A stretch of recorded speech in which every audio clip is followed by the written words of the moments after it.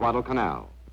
75 Seabees were making routine repairs on this carrier when she received orders to put to sea immediately to check the enemy counterattack.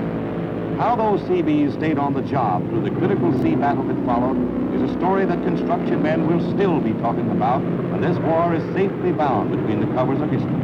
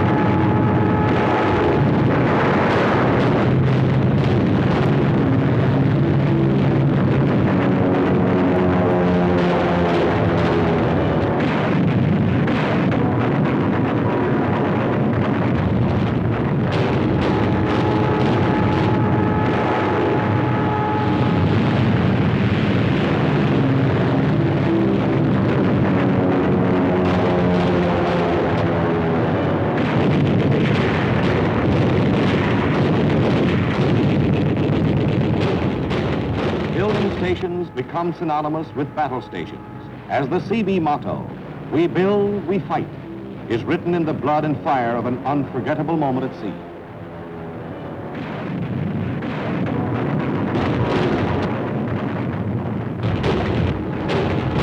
When the last bomber was fought off, the last tongue of flame smothered out, she was a battered ship, a badly crippled ship, but thanks to our fighting builders, a ship that lived to fight and strike again. From skipper to ordinary seaman, every man aboard had played over his head. And for those 75 Seabees, Admiral William F. Halsey, Jr., commander of the South Pacific area, had a special word of praise. Your commander wishes to express to the men of the construction battalion his appreciation for the services rendered by you in effecting emergency repairs during action against the enemy. I hereby commend them for their willingness, zeal, and capability. The Seabees can do.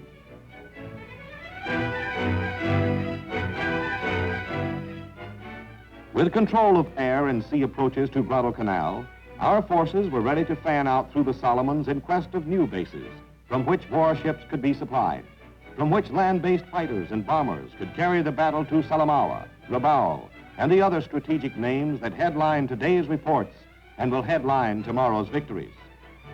Halfway between Guadalcanal and the enemy stronghold at Bougainville, Rendova was just another South Pacific jungle until the Japs made it an important stopping-off place on our itinerary.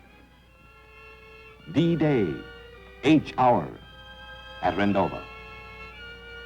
The same clammy mist that concealed our landing operations from the enemy might also be concealing Jap snipers and machine gun nests waiting for us in the palm trees.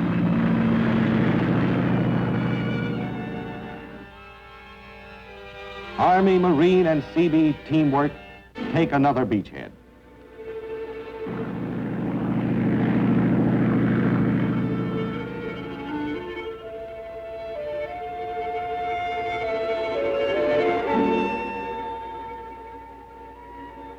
Advanced scouts move inland, hunting the big game that stalks this jungle, hunting Japs.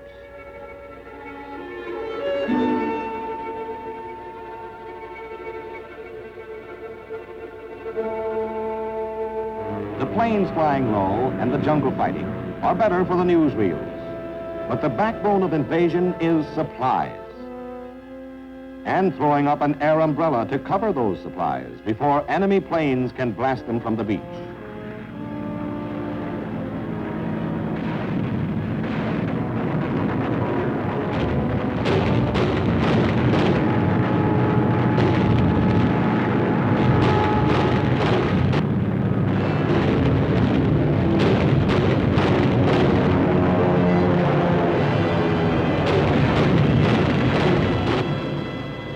When Seabees look at a fire, they see more than smoke and flame. They see construction to be restored, defenses replaced, metal to be salvaged, dressing stations set up.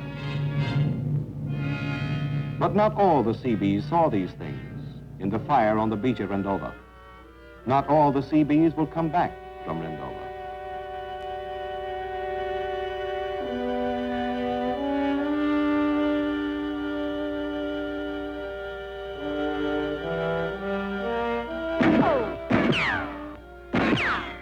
Their emperor has promised them a warrior's heaven, and our boys would rather have them there than on the island of Rendova.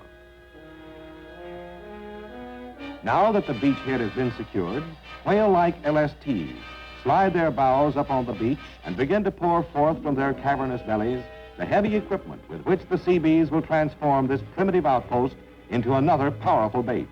Heavy trucks churn their way through the mud and undergrowth. And if they bog down, there's always a good old bulldozer, as versatile as a Seabee himself, to come to the rescue.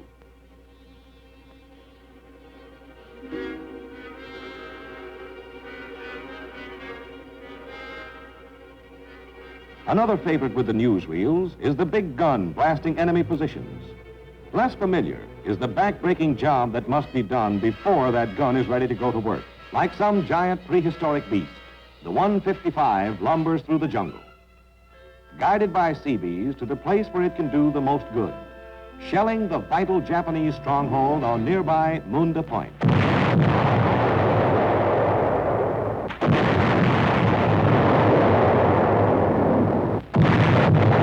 Munda.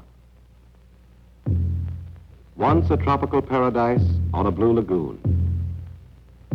Then a threatening enemy base. Now, a desolate graveyard of dead trees.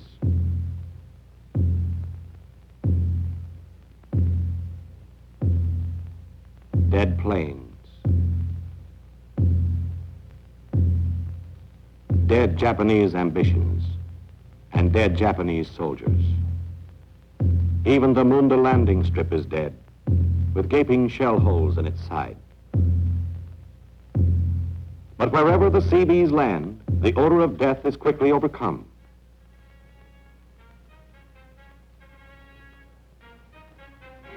For they work a new kind of magic in the tropics that brings dead island bases back to life again. But their magic has a simple formula: 1 part sweat and 1 part know-how. The Seabee word for getting materials where you can find them. In this case, tropical coral to surface the shell-pocked landing strip. Imperative that landing strip be readied as soon as possible. That was the message from headquarters. At Munda, the impossible, what even Air Corps authorities considered impossible, the Seabees accomplished in 5 days.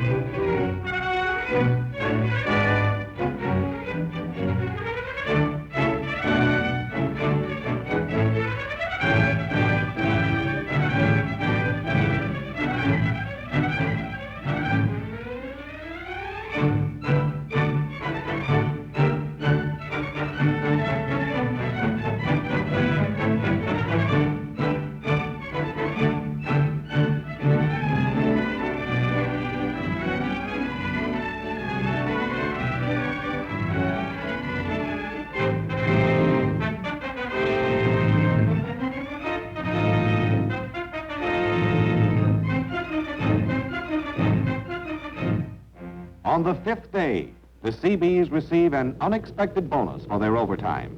A fighter pilot contemplating a crash landing for his disabled Corsair spots their handiwork in the nick of time and sets her down hard but safely on the coral strip.